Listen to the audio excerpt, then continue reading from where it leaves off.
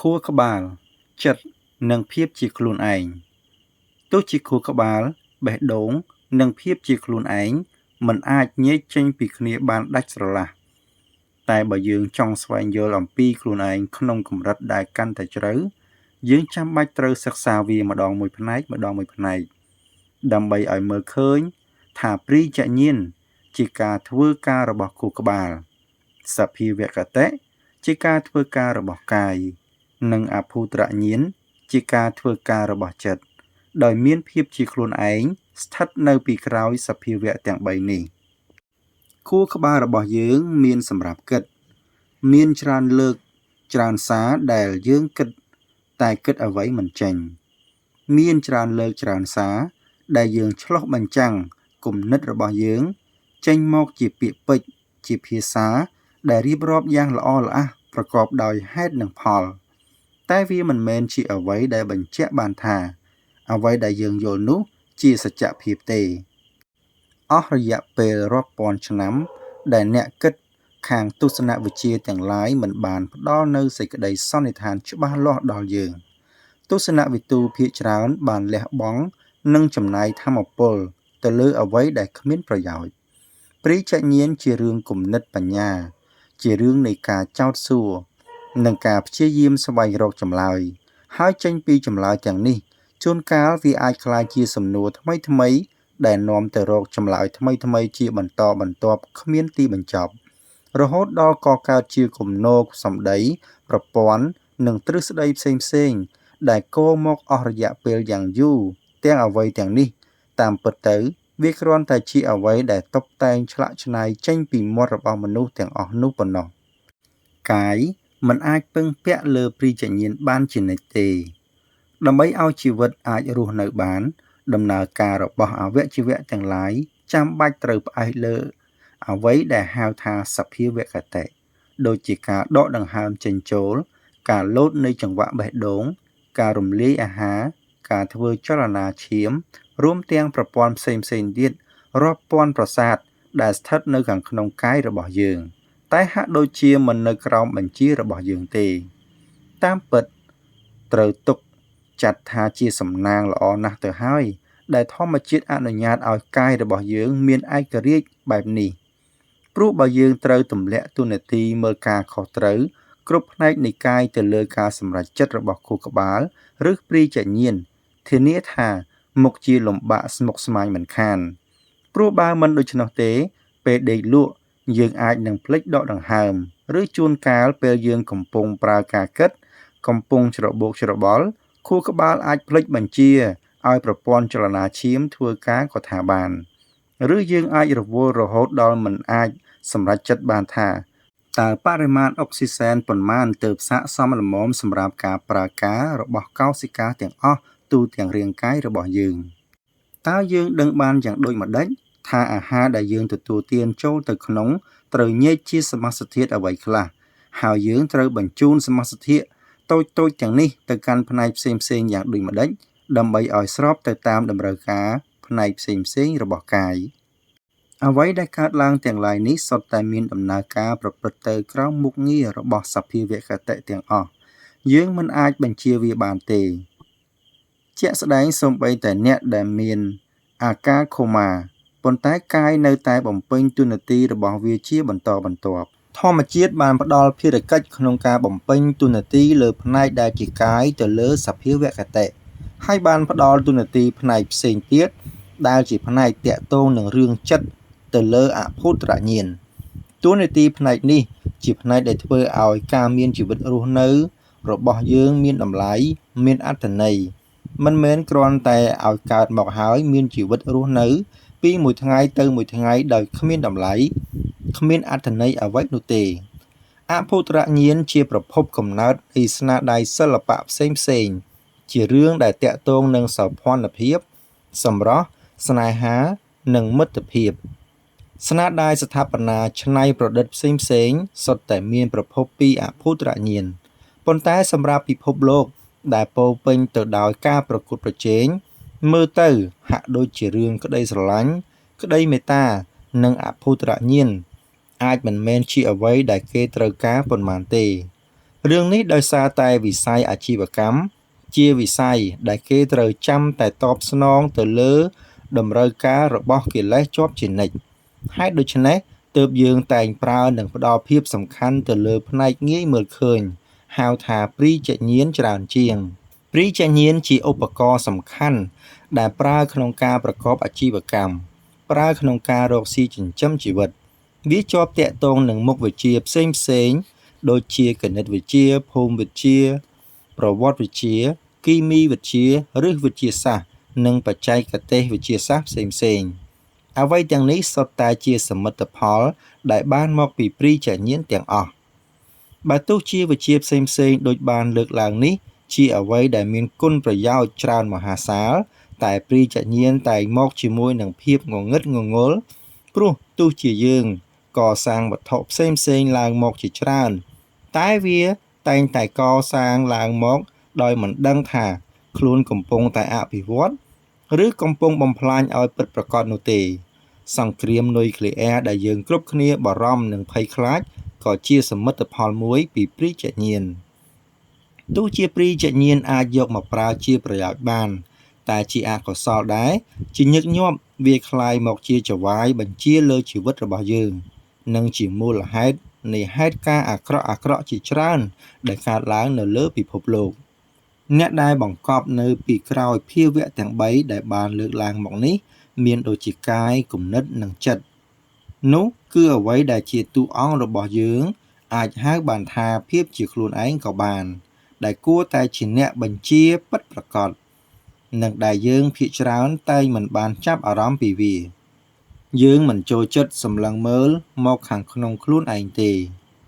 ផ្លូវគ្រប់ខ្សែសុទ្ធតែបាញ់ឆ្ពោះទៅខាងក្រៅខ្លួនយើងផ្សំជាមួយអារម្មណ៍ដែលផ្ដោតទៅលើវត្ថុទាំងឡាយណាដែលនៅក្រៅខ្លួនយើងតែងសម្លឹងរកមើលជោគជ័យក្នុងលំនាំដែលថាវាជារបស់មួយដែលស្ថិតនៅខាងក្រៅខ្លួនយើងស្ថិតនៅកន្លែងណាមួយនៅលើโลกនេះនិងដែលវាកំពុងរងចាំឲ្យយើងរកវាឲ្យឃើញព្រីចញ្ញាណជាអ្វីដែលមានប្រយោជន៍ដល់លោកយើងនេះប្រព័ន្ធសិក្សាភាគច្រើនមិនបានផ្ដល់ភាពសំខាន់ចំពោះការអភិវឌ្ឍផ្នែកខាងផ្លូវចិត្តទេតែងតែផ្ដោតថាមពលភាគច្រើនទៅលើរឿងការប្រើខួរក្បាលមានជាញឹកញាប់ដែលផ្នែកចិត្តបានសាងភាពលំបាកដល់ផ្នែកខួរក្បាលរឿងនេះដោយសារតែផ្នែកចិត្តមិនបានផ្ដល់ភាពសំខាន់ទៅលើហេតុផលឯការបំពេញតួនាទីរបស់ចិត្តខុសពីខួរក្បាលទាំងស្រុងចិត្តត្រូវពឹងទៅលើអភូតរញ្ញាណជារឿងជាប់ទាក់ទងនឹងក្តីស្រឡាញ់ក្តីមេត្តាតែនៅក្នុងโลกយើងបច្ចុប្បន្នយើងអាចមិនផ្ដល់ភាពសំខាន់លើក្តីស្រឡាញ់ច្រើនប៉ុន្មានទេ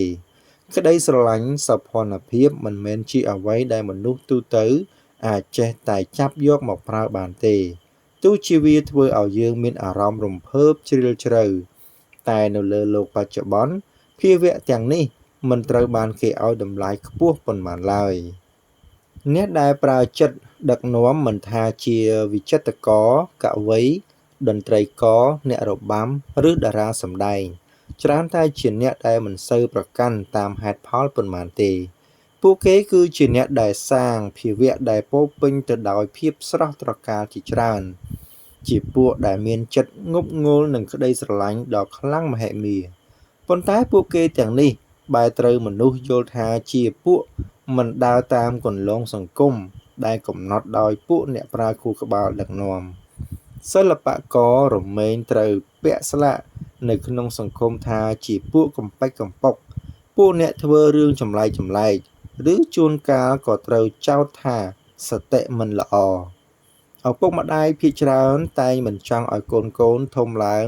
ធ្វើជាតន្ត្រីករវិចិត្រករឬអ្នករបាំទេភាគច្រើនចង់ឲ្យកូនក្លាយជាវិជ្ជបណ្ឌិតជាវិស្វករជាអ្នកវិទ្យាសាស្ត្រព្រោះគេដឹងថាអាជីពទាំងនេះរកប្រាក់បានច្រើនមានមុខមាត់ក្នុងសង្គ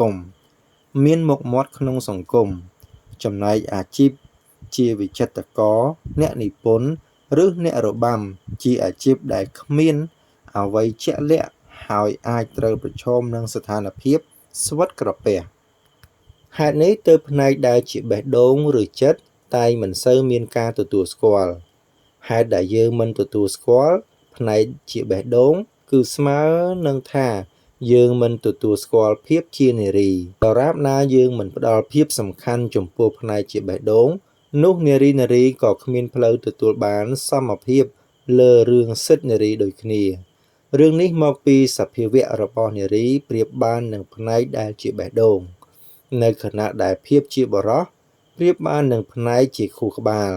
ភាវៈទាំងពីរនេះជាភាវៈខុសគ្នាស្រឡះសភាវគតិជាផ្នែកដែលធម្មជាតិយកមកចាត់ការដោយខ្លួនឯងពេលណាយើងចាប់ផ្ដើមចូលទៅរវីរវល់ជាមួយសភាវគតិខ្ញុំយល់ថាយើងកំពុងដើរផ្លូវខុសហើយសាសនាផ្សេងតែងដើរតាមមាគ៌ានេះវិន័យនៅក្នុងសាសនាភាគច្រើនតែងចូលទៅបង្កើតភាពលំបាកដល់ផ្នែកកាយដែលតាមពិតទៅកាយរបស់យើងជាភាវៈបរិសុទ្ធវាមិនបានធ្វើអ្វីខុសទេបើយើងទទួលស្គាល់កាយក្នុងសភាវៈដែលជាធម្មជាតិវាមុខជាធ្វើឲ្យចិត្តរបស់យើងស្រស់ស្រាយជាការគាំពៀព្រីចញ្ញាណរបស់យើងឲ្យកាន់តែឆ្លៀសវៃនិងស្រួចស្រាលអ្វីទាំងនេះមកពីផ្នែកព្រីចញ្ញាណជាប់តាក់ទងនឹងផ្លូវកាយបើភាវៈផ្លូវកាយល្អវាប្រកាសជាមានផលល្អដល់ផ្លូវចិត្តពេលណាភាវៈទាំង3នេះគឺខួរក្បាលចិត្តនិងកាយរបស់យើងអាចភ្ជាប់ទំនាក់ទំនងគ្នាបានល្អពេលនោះយើងនឹងរកឃើញថាអត្តភាពរបស់យើងជាអ្វីដែលសុខសាន្តនិងសាមញ្ញបំផុតក៏ប៉ុន្តែនៅក្នុងជីវិតពិតបែរជាមិនមែនដូច្នេះទៅវិញយើងតែងមានអារម្មណ៍ថាមានទំនាស់កើតឡើងជានិច្ចយើងចំណាយពេលភាគច្រើននៃជីវិតទៅលើការយកឈ្នះលើទំនាស់ទាំងនោះជាទំនាស់មកពីភាពមិនចុះសម្រុងគ្នារវាងសភាវគតិព្រីចញ្ញាណនិងអភូតរញ្ញាណអ្នកដែលយើងហៅថាជាអ្នកប្រាជ្ញតែងជាអ្នកដែលមានសមត្ថភាពសាងភាពចុះសម្រុងគ្នារវាងខួរក្បាលចិត្តនិងកាយបានល្អដំណើរចុះសម្រុងគ្នានេះជាការបើកទ្វារទៅកាន់មជ្ឈមណ្ឌលធម្មពលជីវិតនោះគឺផ្នែកចិត្តវិញ្ញាណ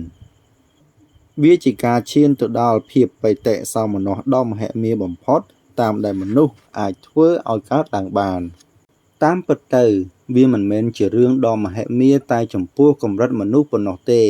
តែវាជាសមិទ្ធផលក្នុងកម្រិតចក្រវាឡ